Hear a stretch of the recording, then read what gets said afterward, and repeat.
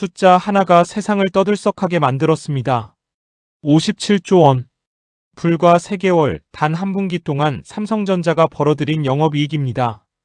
대한민국 정부가 한 해 동안 쓰는 예산이 약 670조 원이니 삼성전자 하나가 석 달 만에 국가 예산의 약 8분의 1에 해당하는 돈을 번 셈입니다. 뉴스를 보시던 많은 분들이 그 숫자 앞에서 눈을 비비셨을 겁니다. 이 정도면 대한민국 경제의 자랑이고 우리 모두가 함께 기뻐해야 할 소식처럼 느껴지기도 합니다. 그런데 바로 그 순간 삼성전자 안에서는 전혀 다른 일이 벌어지고 있었습니다.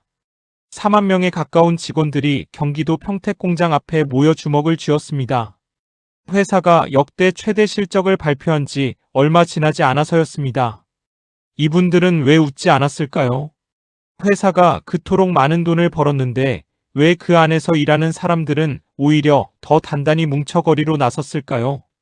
오늘은 그 질문에서 시작하려 합니다. 삼성전자의 성과급 갈등, 단순히 노사 싸움으로 보기엔 그 안에 담긴 이야기가 너무 많습니다. 삼성전자에 투자하신 분, 자녀나 지인이 삼성 계열사에 다니시는 분, 혹은 반도체가 우리나라 경제에서 어떤 의미인지 늘 궁금하셨던 분들께 오늘 이 이야기가 작은 실마리가 되었으면 합니다. 먼저 이 모든 일의 배경부터 이해해야 합니다. 57조 원이라는 숫자가 어디서 나왔는지를 알아야 이후 벌어지는 일들이 납득이 되기 때문입니다. 지금 전 세계는 인공지능 열풍 속에 있습니다.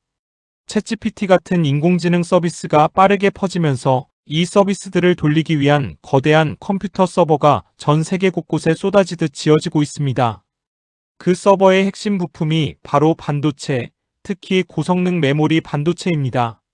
그리고 그 메모리 반도체를 세계에서 가장 잘 만드는 회사 중 하나가 바로 삼성전자입니다. 미국의 엔비디아, 마이크로소프트, 아마존 같은 거대 기업들이 서버를 만들기 위해 삼성전자의 반도체를 사들이고 있고 수요가 공급을 훨씬 초과하면서 가격이 치솟았습니다. 그 결과가 바로 2026년 1분기에 57조 2천억 원이라는 역대 최대 분기 영업이익입니다.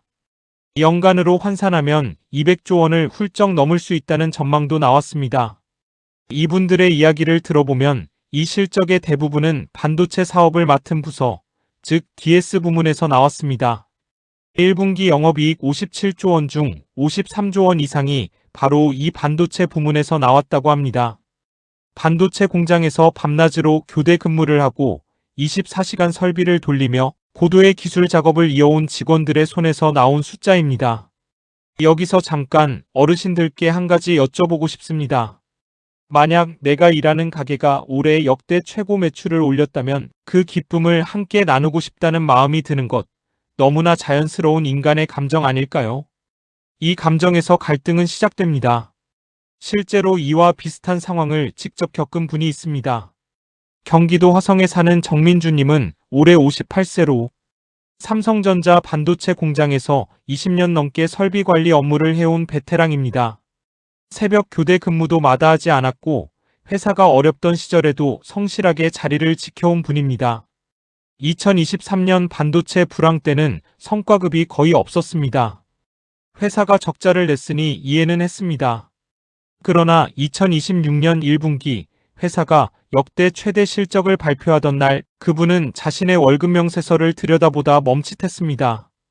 회사는 수십조 원의 이익을 냈는데 자신에게 돌아오는 몫이 체감상 크게 달라진 것이 없었기 때문입니다. 동료들 사이에서 이야기가 나오기 시작했습니다. 회사 실적과 내 보상이 이렇게 따로 움직여도 되는 것인지, 성과급 기준이 도대체 어떻게 되는 건지 아무리 물어봐도 회사는 명확하게 설명해 주지 않는다는 불만이었습니다. 그분은 처음에는 노조 활동에 관심이 없었습니다. 그저 묵묵히 일하면 된다고 생각하는 편이었습니다. 하지만 동료 수십 명이 하나둘씩 노조 가입 서류를 내고 평택 집회에 함께 가자는 이야기가 나왔을 때 그분은 오랫동안 고민하다가 결국 버스에 올라탔습니다. 이 행동이 맞는지 틀린지 따지기 전에 20년을 함께한 동료들과 같은 마음으로 서보고 싶었다고 합니다. 이분의 이야기는 단순한 개인의 사연이 아닙니다. 삼성전자 4만 명이 그 자리에 모인 이유가 그 안에 고스란히 담겨 있습니다. 삼성전자는 1969년에 설립됐습니다. 57년의 역사 속에서 회사는 수많은 위기를 넘기며 세계적인 기업으로 성장했습니다. 그 성장의 발판을 함께 만들어 온 직원들이 지금 이 시점에 목소리를 높이고 있다는 사실, 그 배경을 찬찬히 살펴보는 것이 이 갈등을 제대로 이해하는 첫걸음입니다. 그렇다면 성과급이란 무엇인지, 그리고 왜 이것이 이렇게 큰 갈등이 됐는지를 조금 더 깊이 들여다봐야 합니다. 우리가 보통 알고 있는 월급은 고정급입니다. 매달 정해진 금액이 통장에 들어오는 것이죠. 그런데 기업에서는 이것 외에 회사가 목표 이익을 초과 달성했을 때 직원들에게 추가로 지급하는 돈이 있습니다. 이것을 초과이익성과급, 줄여서 OPI라고 부릅니다. 쉽게 말해 회사가 예상보다 훨씬 많이 벌었을 때 그 초과분의 일부를 직원들에게 나눠주는 제도입니다. 농사에 비유하자면 풍년이 들었을 때 수확량을 함께 나누는 것과 같습니다. 그런데 삼성전자에는 이 성과급의 상한선이 있습니다. 아무리 회사 실적이 좋아도 개인이 받을 수 있는 성과급의 최대 한도가 정해져 있다는 뜻입니다. 예를 들어 아주 단순화해서 설명하면 회사가 10조 원을 벌든 100조 원을 벌든 직원 한 명이 받을 수 있는 성과급의 윗선은 변하지 않는 구조입니다.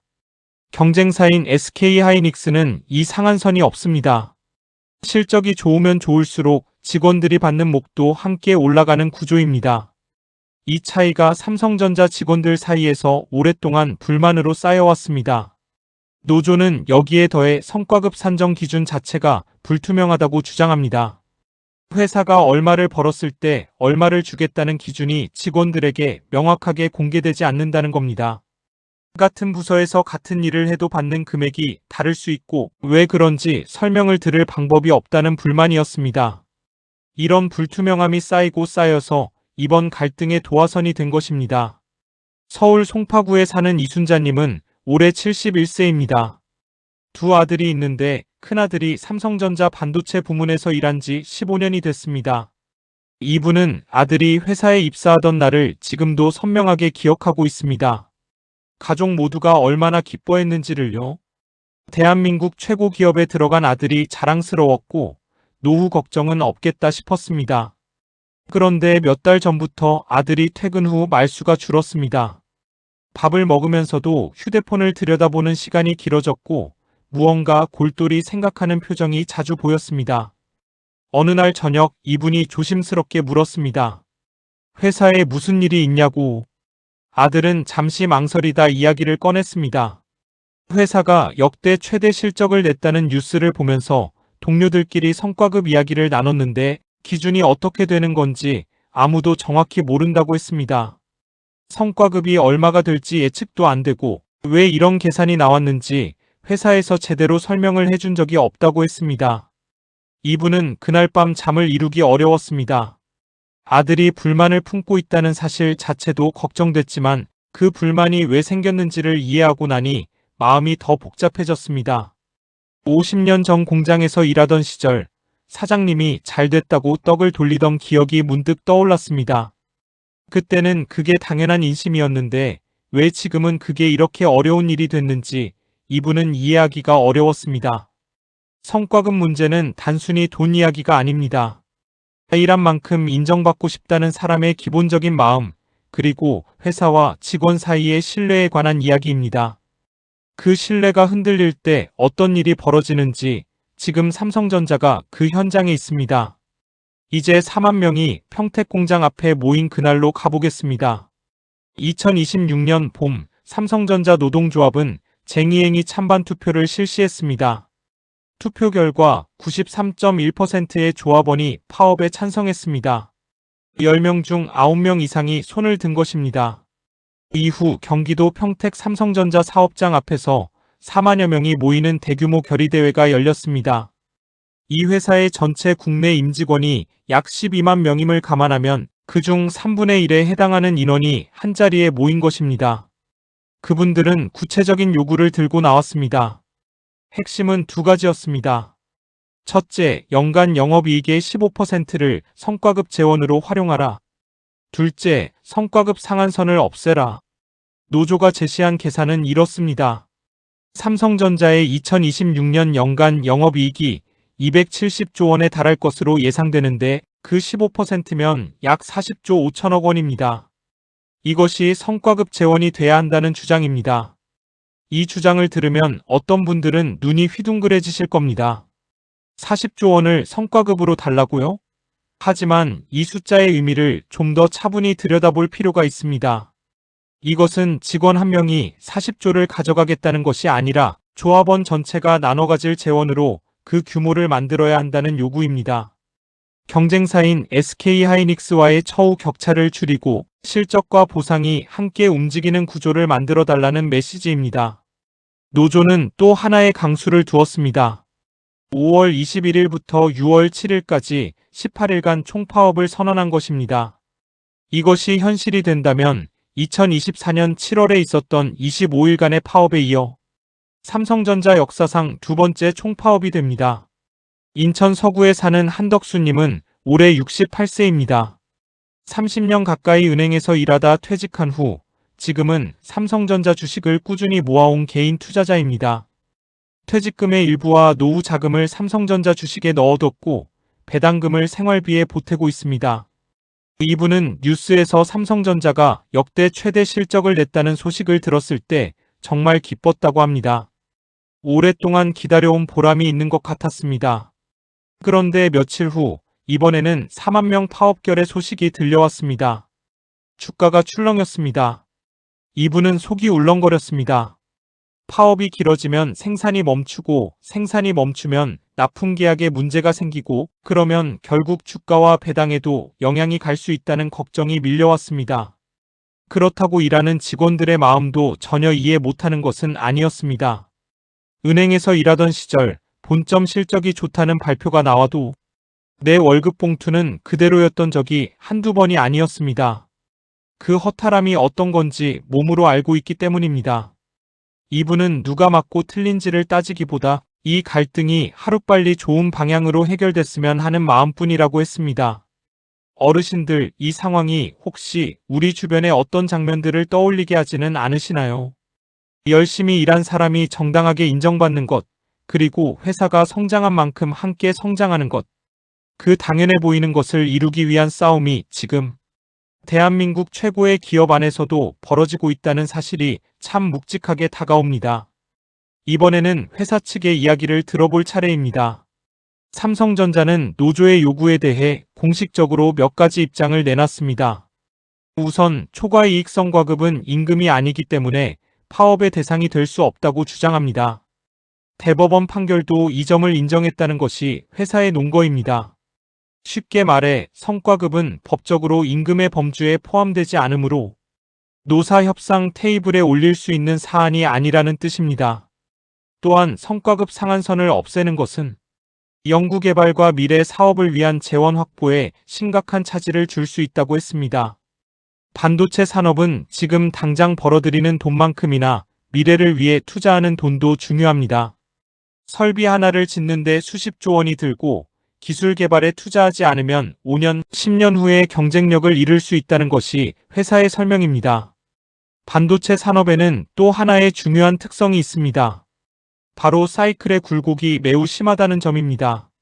2022년과 2023년처럼 불황이 닥치면 회사가 엄청난 적자를 내기도 합니다. 실제로 삼성전자는 2023년에 반도체 부문에서 큰 폭의 손실을 기록했습니다. 지금의 호황이 영원히 계속될 보장은 없습니다. 회사는 지금 많이 벌고 있을 때 미래의 불황을 대비해야 한다는 논리를 펼치고 있습니다. 그러나 회사의 이 논리에 직원들이 반박하는 지점도 있습니다. 불황일 때는 성과급이 없거나 적었습니다. 직원들은 그 고통을 함께 감내했습니다.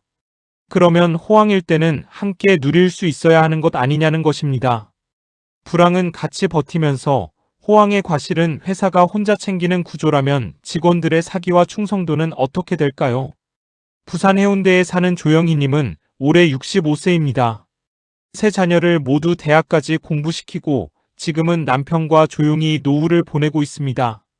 막내딸이 삼성전자 협력사에 다니는 관계로 이번 사태를 가까이서 지켜보고 있었습니다.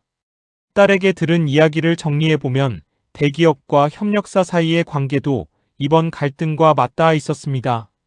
삼성전자에서 파업이 일어나면 생산이 멈추고 생산이 멈추면 부품을 납품하는 협력사도 주문이 끊깁니다. 직원들의 월급 문제가 생기고 협력사 사장님들도 발을 동동 구르게 됩니다. 조영희님은 뉴스를 볼 때마다 이 문제가 단순히 삼성전자 안의 이야기가 아니라는 생각이 들었습니다.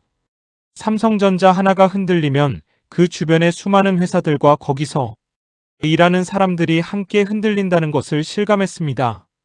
그렇다고 일하는 직원들이 입을 다물고 있어야 한다는 뜻은 아닙니다. 다만 이 갈등이 가능한 빨리 서로 납득할 수 있는 결론으로 매듭지어지길 진심으로 바라게 됐습니다. 어떤 싸움이든 가장 힘든 것은 그 싸움. 주변에 아무 잘못도 없는 사람들이라는 것을 평생을 살면서 너무 많이 봐왔기 때문입니다. 노사 갈등에서 어느 한쪽이 완전히 옳고 다른 쪽이 완전히 틀린 경우는 거의 없습니다. 각자의 자리에서 각자의 논리가 있고 그 사이 어딘가에 진실이 있습니다. 중요한 것은 이 갈등이 어떻게 마무리되느냐에 따라 앞으로의 삼성전자가 달라질 수 있다는 사실입니다. 마지막으로 이 갈등이 우리 어르신들의 삶과 어떻게 연결되는지 이야기해 보겠습니다. 삼성전자는 대한민국 주식시장에서 가장 큰 비중을 차지하는 기업입니다. 국민연금도 삼성전자 주식을 다량 보유하고 있습니다. 국민연금은 우리나라 직장인과 자영업자 대부분이 가입한 공적연금입니다. 즉, 삼성전자의 실적과 주가는 단순히 그 회사 직원들만의 문제가 아니라 국민연금을 통해 수천만 명의 노후 자산과 간접적으로 연결되어 있습니다. 삼성전자가 잘 되면 국민연금 수익률에도 긍정적인 영향이 오고 반대로 장기 파업으로 실적에 타격이 오면 그 영향이 연금 재정에도 미칠 수 있습니다. 또한 삼성전자 주식을 직접 보유하고 계신 분들도 많습니다. 자녀 결혼 자금을 마련하기 위해 조금씩 모아온 분, 퇴직금을 넣어두신 분, 배당금으로 생활비를 보태시는 분들이 적지 않습니다. 이분들에게 삼성전자의 파업 여부와 그 결과는 직접적인 재산 문제가 됩니다. 한편으로 이번 갈등은 우리 사회에 더 큰 문제를 비추는 거울이기도 합니다. 대기업이 좋은 실적을 낼 때 그 과실이 내부 직원들에게 그리고 협력사와 지역사회에 어떻게 흘러가야 하는가 하는 문제입니다.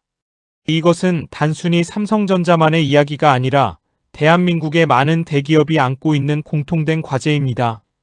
광주에 사는 박정숙님은 올해 73세입니다. 40년 전 남편을 일찍 여의고 혼자 두 아이를 키웠습니다.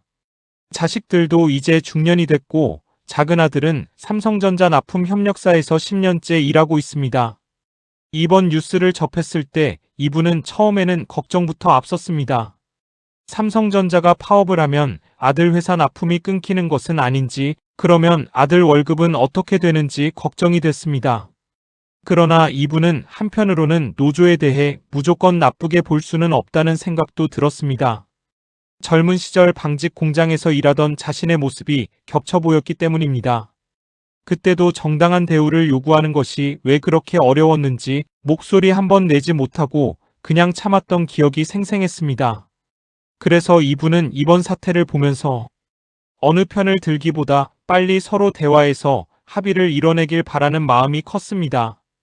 파업이 길어질수록 피해를 보는 것은 결국 맨 아래에 있는 사람들이라는 것을 세상 경험으로 너무나 잘 알고 있기 때문입니다. 이분이 막내 아들에게 전화를 걸어 한 말은 딱 한마디였다고 합니다. 회사에서 무슨 일이 있어도 몸 건강히 있어라. 그 한마디 안에 이분의 모든 마음이 담겨 있었습니다. 이번 갈등이 어떻게 마무리될지는 아직 지켜봐야 합니다. 노조는 파업을 예고했고 회사는 생산 차질 없이 대응하겠다고 밝혔습니다. 양측이 다시 협상 테이블에 앉아 서로가 납득할 수 있는 접점을 찾을 수도 있고 예고대로 파업이 진행될 수도 있습니다. 어떤 결과가 나오든 이 과정에서 투명한 소통과 서로에 대한 존중이 바탕이 되어야 한다는 것만큼은 분명해 보입니다. 우리가 이 이야기를 주목하는 이유가 바로 여기에 있습니다. 오늘 긴 이야기를 함께 해주셔서 감사합니다. 57조 원이라는 숫자에서 시작한 이 이야기는 결국 일한 만큼 인정받고 싶다는 사람의 마음, 그리고 그 마음이 모여 만들어내는 세상의 변화에 관한 이야기였습니다. 노사 갈등이라고 하면 왠지 멀고 복잡한 이야기처럼 들릴 수도 있습니다. 그러나 돌이켜보면 우리 어르신들도 살면서 비슷한 감정을 느껴본 적이 한두 번은 있으셨을 겁니다. 열심히 했는데 인정받지 못한 억울함, 내가 기여한 만큼 돌아오지 않는 서운함. 그 감정은 세대와 직업을 가리지 않습니다. 삼성전자가 대한민국의 대표 기업인 만큼 이번 갈등이 서로를 존중하는 방식으로 해결된다면 그것이 우리 사회 전체에 좋은 선례가 될 것입니다. 그리고 그 결과가 어떻게 나오든 이 이야기를 차분히 이해하고 지켜보는 것이 우리가 할 수 있는 가장 현명한 태도가 아닐까 생각합니다. 앞으로도 어르신들의 일상과 맞닿은 경제 소식, 생활 정보를 쉽고 따뜻하게 전해드리겠습니다. 오늘 영상이 도움이 되셨다면 구독과 좋아요 부탁드립니다. 다음에 또 뵙겠습니다.